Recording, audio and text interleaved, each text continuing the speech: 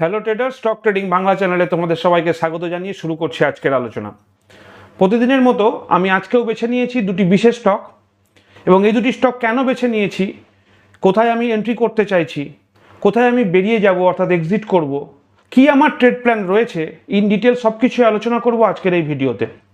তার সাথে সাথে আমরা এটাও দেখে নেব বর্তমান মার্কেটের অর্থাৎ ইন্ডেক্স নিফটি 50-র কী সিচুয়েশান রয়েছে, এর মধ্যে কতটা আমরা এখনও কনফিউজড জোনে রয়েছি বা আমরা কখন কনফিউজ জোন থেকে বেরোতে পারবো।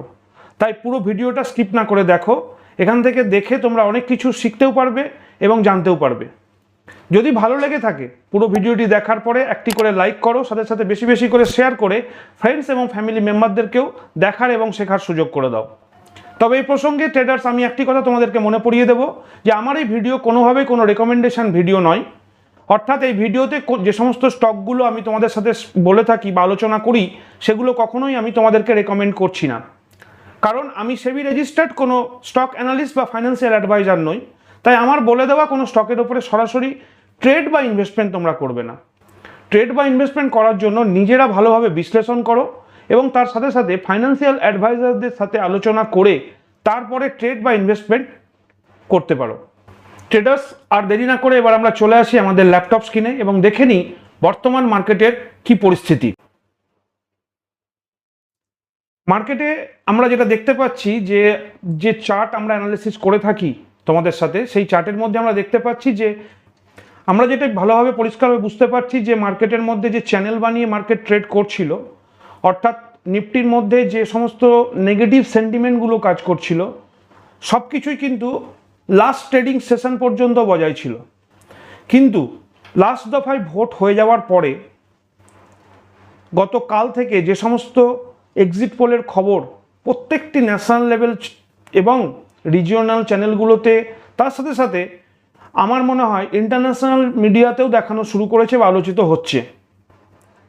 এর ফলে যেটি হওয়ার, প্রথমত মার্কেটে যে নেগেটিভ সেন্টিমেন্ট, সেই নেগেটিভ সেন্টিমেন্ট কিছুটা আস্তে আস্তে পজিটিভ সেন্টিমেন্টে পরিণত হচ্ছে, এবং পজিটিভ সেন্টিমেন্টে পরিণত হওয়ার ফলে তার সাথে সাথে লাস্ট ইন্টারন্যাশনাল মার্কেট অর্থাৎ শনিবারে ডাউ জোন্স অনেকটা পজিটিভ মোমেন্টাম দিয়েছে। এই দুটো যখন ফ্যাক্টর একসাথে কাজ করবে, তখন কিন্তু আমরা আজকের লাইভ ট্রেডিং সেশনে কিছুটা গ্যাপ আপ ওপেনিং ইন্ডেক্সের মধ্যে দেখতে পাবো। এবং এরকম পরিস্থিতিতে দাঁড়িয়ে দেখো, আমি দুটি জোন মার্ক করেছি, একটি হচ্ছে গ্রিন জোন, একটি রেড জোন। দুটো স্ট্রেট লাইন দিয়ে, হরাইজন্টাল লাইন দিয়ে আমি মার্ক করেছি। এই দুটো কেন করেছি, আমি বেশ কিছুদিন ধরে একটি বিশেষ স্ট্র্যাটেজির ওপরে কাজ করছি, আর সেই স্ট্র্যাটেজি কাজ করতে করতেই হঠাৎ করে আমার চোখে চলে এসেছে এই রকম একটি সিচুয়েশান, যেখানে আমার স্ট্র্যাটেজি যেটার ওপরে আমি কাজ করছি, এটিকে আমি কখনোই বলবো না এটা আমি আবিষ্কার করিনি, আমি শিখেছি। এবং শেখার পরে আমি দীর্ঘদিন ধরে এর উপরে ব্যাক টেস্টিং করছি, আর ব্যাক টেস্টিং করতে করতেই মার্কেটের এরকম একটা সিচুয়েশনে দাঁড়িয়ে একদম লাইভ মার্কেটে আমি আমার ওই ক্যান্ডেল প্যাটার্ন দেখতে পাচ্ছি, আর সেটাই তোমাদের সাথে ইন ডিটেলসে একবার আলোচনা করার জন্যই এই আলোচনা ভিডিওতে তোমাদের সাথে সেটাই করে দেখাচ্ছি। দেখো, ঠিক বৃহস্পতিবারের যে ক্যান্ডেলটি তৈরি হয়েছিল, এটি বেশ বড় লাল ক্যান্ডেল, এবং এর ওপরে অনেকটা বড় হাই, উইক এবং নিচেও যথেষ্ট বড় শ্যাডো রয়েছে। পরের দিন অর্থাৎ লাস্ট ট্রেডিং সেশনে শুক্রবারে যেটি ঘটেছে, তার থেকে কিন্তু ছোট ক্যান্ডেল তৈরি হয়, এবং পুরনো ক্যান্ডেলের, আগের ক্যান্ডেলের যে হাই এবং আগের ক্যান্ডেলের যে লো, তার মধ্যেই কিন্তু পরের দিনের ক্যান্ডেল কিন্তু তার মধ্যেই রয়েছে। এখন এরকম অবস্থায় দাঁড়িয়ে আমি যেটা শিখে এসেছি, দীর্ঘদিন ধরে আমি এটাকে প্র্যাকটিস করছি, এইরকম যখন সিচুয়েশান তৈরি হয়, তখন মার্কেটের মধ্যে পজিটিভ নিউজ, নেগেটিভ নিউজ যাই থাকুক না কেন, মার্কেট তো কোনো না কোনো দিকে একটা মুভমেন্টাম দেওয়া শুরু করবে। যদি পজিটিভ খবরের জন্য সমস্ত ভালো ভালো খবর যখন আসা শুরু করছে, এরকম পরিস্থিতিতে দাঁড়িয়ে কি ঘটবে আমরা কেউ জানি না। সেটি সম্পূর্ণরূপে 4 তারিখেই আমরা দেখতে পাবো যে কোন গভর্নমেন্ট এলো এবং সে কতটা মেজরিটি নিয়ে গভর্নমেন্ট তৈরি করছে।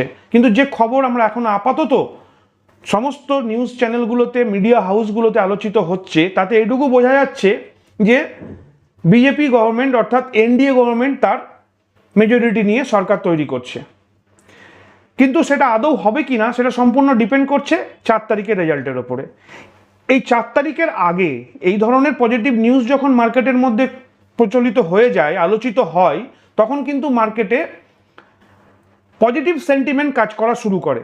একটা বড় ফ্যাক্টর, যেটাকে আমরা আগেও বলেছি যে বিভিন্ন রকম ফ্যাক্টর থাকে, তার মধ্যে এইটা একটা ফ্যাক্টর, যে ফ্যাক্টরের জন্য মার্কেট কিছুটা গ্যাপ আপে ওপেন হবে।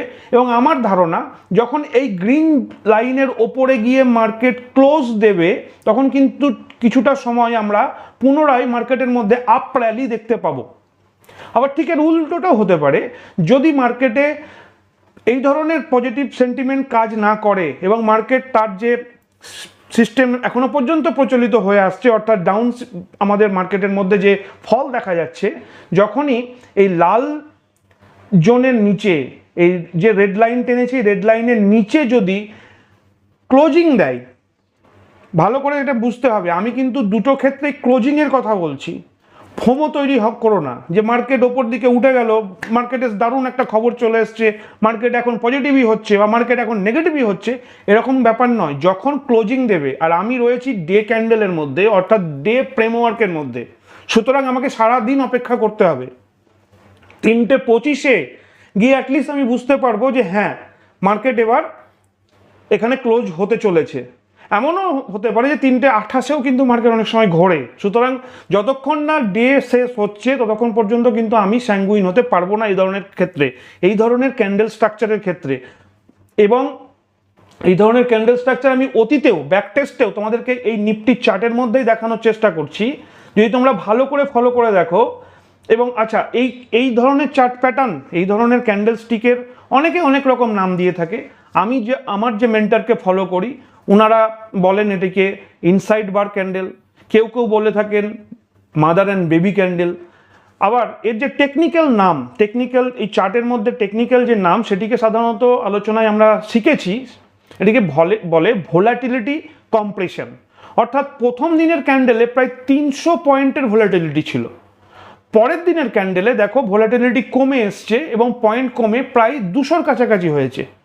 এই যে ভোলাটিলিটি আস্তে আস্তে গ্র্যাজুয়ালি কমছে, 300 থেকে 200 হচ্ছে, অর্থাৎ ভোলাটিলিটি আস্তে আস্তে কম্প্রেসড হচ্ছে। এই জন্য এই টেকনিক্যাল নাম দেওয়া হয় ভোলাটিলিটি কম্প্রেশন।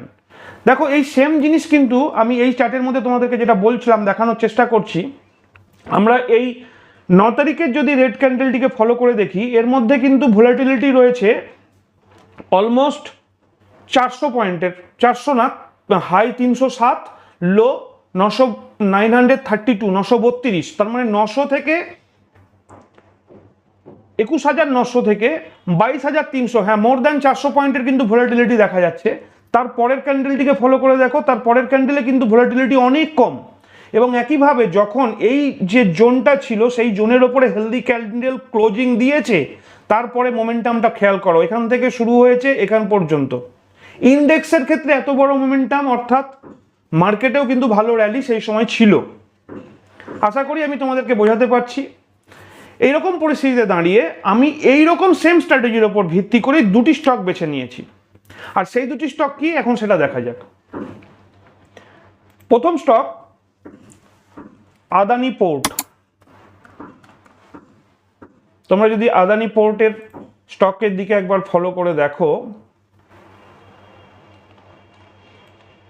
প্রথম স্টক আদানি পোর্ট, এখানেও কিন্তু সেম স্ট্র্যাটেজি আমরা দেখতে পাচ্ছি, সেম ক্যান্ডেল প্যাটার্ন আমরা দেখতে পাচ্ছি। সবচেয়ে ইম্পর্টেন্ট সেম ক্যান্ডেল প্যাটার্ন। কেন সেম ক্যান্ডেল প্যাটার্ন তোমরা খুঁজছো? হয়তো এই আগের দিনের ক্যান্ডেলের থেকে তো এই ক্যান্ডেল অনেক বড় হয়েছে। নো, আগের দিনের ক্যান্ডেল নয়, এই যে গ্রিন ক্যান্ডেলটিকে ফলো করো, 23 তারিখের গ্রিন ক্যান্ডেলটিকে ফলো করো। এর মধ্যে ভোলাটিলিটি ছিল 79 পয়েন্টের। ঠিক তার পরের দিনের ক্যান্ডেলটিকে ফলো করে দেখো, তার পরের দিনের ক্যান্ডেলের ভোলাটিলিটি হচ্ছে 63 পয়েন্টের। সুতরাং এই যে আস্তে আস্তে ভোলাটিলিটি কমছে, এবং তারপরের দিনের ক্যান্ডেল যদি আমরা ফলো করে দেখি, তাহলে দেখবো যে সে চেষ্টা করেছিল বাউন্ডারি লেভেলের বাইরে গিয়ে ক্লোজিং দেওয়ার, কিন্তু পারেনি। সেলাররা তাকে পুনরায় নিচের দিকে নামিয়ে নিয়ে আসে এবং টাচ করে নিচে নেমে আসে, এইভাবে চলতে থাকে। এই মুহূর্তে দাঁড়িয়ে আমাদের গত দিনের যে একদম লাস্ট ট্রেডিং সেশনে আবারও এই লেভেলকে টাচ করার চেষ্টা করে, কিন্তু ক্লোজ হয়নি। আজকের ট্রেডিং সেশনে যদি এখানে হেলদি ক্লোজ দেয়, তাহলে কিন্তু আমার একটা ট্রেড প্ল্যান হতে পারে এর মধ্যে। বোঝাতে পারছি? ভালোভাবে দেখো যে এখানে দেখো মাদার ক্যান্ডেলের পর থেকে আস্তে আস্তে ভোলাটিলিটি কম্প্রেসড হয়েছে এবং কম্প্রেসড হয়ে একটা ব্রেকআউট দেওয়ার পজিশন তৈরি হচ্ছে। যখনই এই গ্রিন জোন অর্থাৎ 1448 টাকা 80 পয়সার ওপরে ক্লোজিং দেবে, ভালোভাবে বুঝতে হবে, ক্লোজিং দেবে। আমি তোমাদেরকে ইন্ডেক্সের চার্টে দেখালাম মার্কেটে এরকম একটা পজিটিভ জিনিস আসতে পারে, বা এরকম হলে এরকম একটা নেগেটিভ জিনিস আসতে পারে। আমরা জানি যে নিফটি 500-এ 500 স্ক্রিপ্ট রয়েছে, এছাড়াও মার্কেটে অনেক লিস্টেড কোম্পানি রয়েছে, সব স্টক দেখা সম্ভব নয়। তাই আমার কিছু নির্দিষ্ট ফিল্টার, স্ট্র্যাটেজির প্ল্যানিং বা বিভিন্ন ধরনের গুগল শিট এসব তৈরি করে আমি এই ধরনের স্টকগুলোকে বের করে থাকি। এর মধ্যে আমার দুটো স্টক উঠে এসছে, যে দুটো স্টকের মধ্যে আমি একদম ইমিডিয়েট এই অপশান দেখতে পাচ্ছি। এছাড়াও আরও অনেক স্টক রয়েছে, টাটা স্টিল রয়েছে, উইপ্রো রয়েছে, আইটিসি রয়েছে, জেএসডব্লিউ স্টিল রয়েছে, এই সেম ক্যাটাগরিতে তারা এখন বিলং করছে, কিন্তু তাদের এখনো এই পজিশন তৈরি হয়নি যে পজিশনটা আমি আদানি পোর্টের ক্ষেত্রে দেখতে পাচ্ছি, যে অলমোস্ট সেই ব্রেকআউট জোনে চলে এসছে এবং হেলদি বড় গ্রিন ক্যান্ডেল তৈরি হতে চলেছে। যখনই ক্লোজিং দেবে আমি আমার ট্রেড এক্সিকিউট করব খুব সহজ পদ্ধতিতে, এবং যখন ট্রেড এক্সিকিউট করব তারপর থেকে কিন্তু আমি এক্সপেক্ট করব একটি খুব মোটামুটি একটি হেলদি রিটার্ন পাওয়ার জন্য। আচ্ছা, এই ক্ষেত্রে আমাদের স্টপ লস কি হতে পারে? যদি আমরা স্টপ লস মেনটেন করি, তবে যে ক্যান্ডেলে ব্রেকআউট দিচ্ছে, ভালো করে বুঝে নিতে হবে, যে ক্যান্ডেলে ব্রেকআউট দিচ্ছে অর্থাৎ আজকের লাইভ ট্রেডিং সেশনে যখন ট্রেড করে সেটি ক্লোজ দেবে, ওই ক্যান্ডেলের বটম আমাদের ব্রেকআউট, ওই বটম মানে ব্রেকআউট ক্যান্ডেলের যে বটম লাইন, সেই বটম লাইন হবে আমাদের স্টপ লস। এর পরবর্তী স্টক যেটিকে আমি বেছে নিয়েছি সেটি হচ্ছে গোদাবরী পাওয়ার অ্যান্ড ইস্পাত লিমিটেড অর্থাৎ GPIL। দেখো এই ক্ষেত্রেও কিন্তু আমরা যেটা দেখতে পাচ্ছি একদম সেম টু সেম, যদি ভালোভাবে দেখি, ইনসাইড ক্যান্ডেল তৈরি করে ফেলেছে। কোথায় তৈরি করেছে? 29 তারিখের ক্যান্ডেল ছিল মাদার ক্যান্ডেল বা বড় বিগ বার, তার ঠিক পরের ক্যান্ডেলটিতেই তৈরি হয়েছে দেখো রেড ক্যান্ডেল বানিয়েছে, সেটি হচ্ছে চাইল্ড যে বার বা চাইল্ড ক্যান্ডেল। এখন এই মতো অবস্থায় দাঁড়িয়ে এখানে কিন্তু ব্রেকআউট দিয়ে ফেলেছে, অর্থাৎ ক্লোজিং হয়ে গেছে। যেহেতু খুব বড় একটি ক্যান্ডেল বানিয়ে ব্রেকআউট দিয়েছে এবং ক্লোজিং হয়েছে, সেই জন্য এখানে কিন্তু আমার ট্রেড প্ল্যান হচ্ছে 978 টাকা 50 পয়সার ওপরে যদি সাস্টেন করতে শুরু করে আমি কিন্তু এখানে এন্ট্রি নেব। বোঝাতে পারছি? এই দুটি স্টকে কিন্তু এই মুহূর্তে আমি খুব ছোট ছোট কোয়ান্টিটি দিয়ে শুরু করব, একদম ছোট, যেটা সাধারণত আমি করে থাকি, ছোট ক্যাপিটাল ছোট কোয়ান্টিটি, তার থেকেও কম। কেন? এটা প্র্যাকটিক্যাল লাইফে একদম আমার ফার্স্ট ট্রেড, যেটা আমি এই স্ট্র্যাটেজিটাকে ইউজ করতে চলেছি। যে স্ট্র্যাটেজি এতদিন ধরে আমি ব্যাক টেস্ট করে আসছি এক্সেলের মধ্যে বা পেপার ট্রেডিং করে করে আমি সেটার রেজাল্ট পেয়েছি, সেটিকে একদম সত্যি তোমাদের সাথে আমি অকপটে স্বীকার করছি যে এই ধরনের স্ট্র্যাটেজি আমি আজকের লাইভ ট্রেডিং সেশনে ডাইরেক্ট এন্ট্রি নিতে চলেছি, কিন্তু কোয়ান্টিটি একদম কম। কেন একদম কম? কারণ এখনো পর্যন্ত লাইভ প্র্যাকটিস আমি করিনি, যা করেছি পেপার মাধ্যমে বা এক্সেলের মধ্যে। তাই লাইভ প্র্যাকটিস করার জন্য আরেকটু কনফিডেন্স আমাকে আমার এই স্ট্র্যাটেজি থেকে তৈরি করতে হবে। আমার যে সমস্ত মেন্টররা দেখিয়েছেন এই আলোচনা, তারা অনেকটা কনফিডেন্ট এই ব্যাপারে, কিন্তু আমি এখনো পার্সোনালি এইভাবে কনফিডেন্ট পাইনি।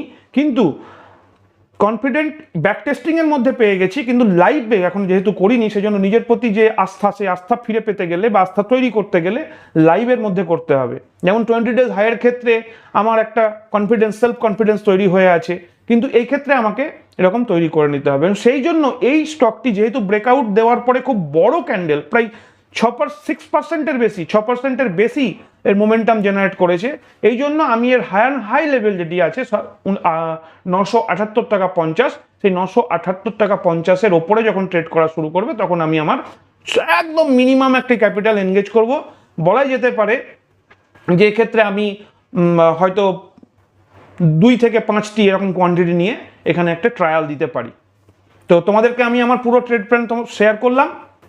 ট্রেডার্স, আমার এই নতুন স্ট্র্যাটেজি তোমাদের কেমন লাগলো? আমি আবারও বলছি, এই স্ট্র্যাটেজি সম্পূর্ণরূপে আমার মোটেই নয়। এই স্ট্র্যাটেজি আমি এতদিন ধরে শিখছিলাম এবং শিখে মেন্টরদের থেকে বারবার আমি তাদের যে সমস্ত ভিডিও বা তাদের কাছ থেকে যে আলোচনার সাপেক্ষে আমি যেগুলো শিখেছি সেই জিনিসটি তোমাদের সাথে শেয়ার করলাম। এবং এর পিছনে কিন্তু আমি অনেক দিন ব্যাক টেস্টিং করেছি, অনেকবার ব্যাক টেস্টিং করেছি। ব্যাক টেস্টিং করে আমি যে রেজাল্ট পেয়েছি সেটা কিন্তু খুবই পজিটিভ। কিন্তু লাইভ ট্রেডিং সেশনে কখনো ডাইরেক্ট কোনো স্টকের মধ্যে আমি এন্ট্রি নিইনি এই স্ট্র্যাটেজি অনুযায়ী। আজকেই প্রথমবারের জন্য আমি দুটো স্টক বেছে নিয়েছি, যে দুটো স্টকের মধ্যে আমি লাইভ এন্ট্রি নেব যে কোনো একটাই। প্রথমটিতে নেওয়ার চান্স সবচেয়ে বেশি, অর্থাৎ আদানি পোর্টে, কারণ ব্রেকআউটের একদম নিয়ারেস্ট পজিশনে বসে রয়েছে এবং দ্বিতীয় স্টকটিতে ব্রেকআউট হয়ে গেছে এবং সেটাও খুব বড় হেলদি গ্রিন ক্যান্ডেলে ব্রেকআউট হয়েছে। সুতরাং এক্ষেত্রে আমার এন্ট্রি পয়েন্ট তোমাদেরকে যেমন বললাম হাই লেভেলে, যে হাই বানিয়েছে সেই হাই লেভেলে। আর প্রথম স্টকের ক্ষেত্রে আদানি পোর্টের ক্ষেত্রে কিন্তু ওই গ্রিন জোনের ওপরে যখনই ক্লোজিং দেবে, ক্লোজিং দিনের শেষে যখন, আমি তো ডে ট্রেডিং করছি, ডে ফ্রেমওয়ার্কের মধ্যে দেখছি 15 মিনিটে ক্লোজিং দিল কি আধ ঘন্টায় ক্লোজিং দিল এরকম নয়। হ্যাঁ, যেহেতু 1 ঘন্টার যদি ক্যান্ডেল স্টিক ক্লোজিং দেয় বা ফার্স্ট হাফের মধ্যে ক্লোজিং দিল হেলদি ক্লোজিং, তাহলে আমি সেকেন্ড হাফের মধ্যে ওখানে এন্ট্রি নিতে পারবো। কিন্তু সবসময় দেখতে হবে আমার ক্লোজিংটা যেন অনেকটা ওপরে হয়েছে। এমনও হতে পারে যে টাচ করে কিছুটা যাওয়ার পর নেমে এলো, তখন কিন্তু ট্র্যাপ হয়ে যাবে। আর কখনো যাতে ট্র্যাপ না হও সেই জন্যই আমি আমার এই স্ট্র্যাটেজি মেনটেন করি। পুরো ভিডিওটা দেখার পর যদি তোমাদের ভালো লেগে থাকে তাহলে বেশি বেশি করে লাইক করো, শেয়ার করো, ফ্রেন্ডস এবং ফ্যামিলি মেম্বারদেরকেও দেখার সুযোগ করে দাও। তোমাদের লাইক আমাকে যেমন মোটিভেট করে, তার সাথে সাথে ইউটিউবের মধ্যে আমার এই ভিডিও সার্কুলেট করতেও অনেকটা হেল্প হয়। আজকের মতো আলোচনা ভিডিও এখানেই শেষ করলাম। আশা করি তোমরা অনেক কিছুই দেখলে এবং শিখতে পারলে। যদি ভালো লেগে থাকে তাহলে বেশি করে একটু কমেন্ট করে জানাবে যে কেমন লাগলো। আর চ্যানেলে যারা নতুন তারা অবশ্যই চ্যানেল সাবস্ক্রাইব করো। সাবস্ক্রাইব করার সাথে সাথে বেল আইকনটিকে প্রেস করে রাখো। এর ফলে যখনই আমি নতুন ভিডিও দেব তৎক্ষণাৎ তোমরা কিন্তু সেটিকে দেখতে পারবে। ওকে ট্রেডার্স, আজকের মতো এখানেই শেষ করলাম। ভালো থেকো, সুস্থ থেকো, দেখা হচ্ছে পরের ভিডিওতে। জয় হিন্দ, জয় ভারত।